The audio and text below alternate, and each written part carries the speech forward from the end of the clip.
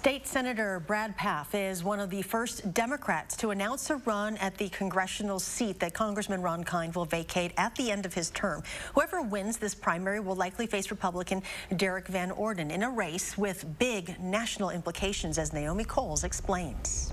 Congressman Kind became a familiar name over 20 years in office. He's widely regarded as moderate and bipartisan, but his retirement creates a wide open seat and draws political newcomers in a race that will have massive implications. I'm running to fix the problems families actually face, like finding a good-paying job. Yet another high-profile showdown for 2022. Because it's time for Wisconsin's swingiest congressional district finally has a clear Democrat announced to replace retiring Ron Kind.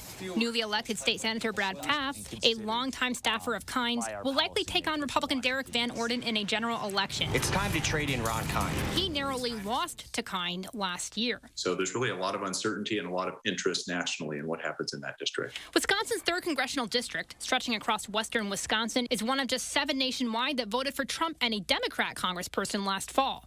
And the pendulum of public opinion could well swing toward Republicans next year because of 2 things. The number one is that Ron Kind won't be on the ballot.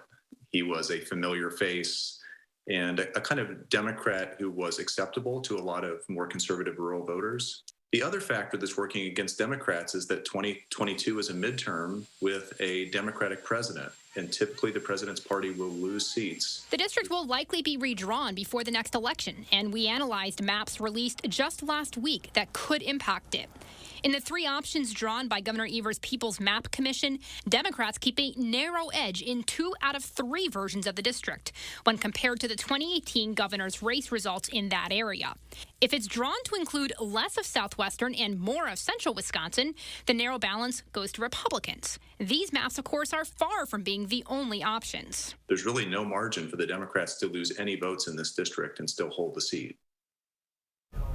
Redrawing political maps for local, state, and federal elections happens every 10 years after the census. And with the decision of who to include or not include in every new map, with it comes big implications for political power over the next decade, as you'll be able to see with this election.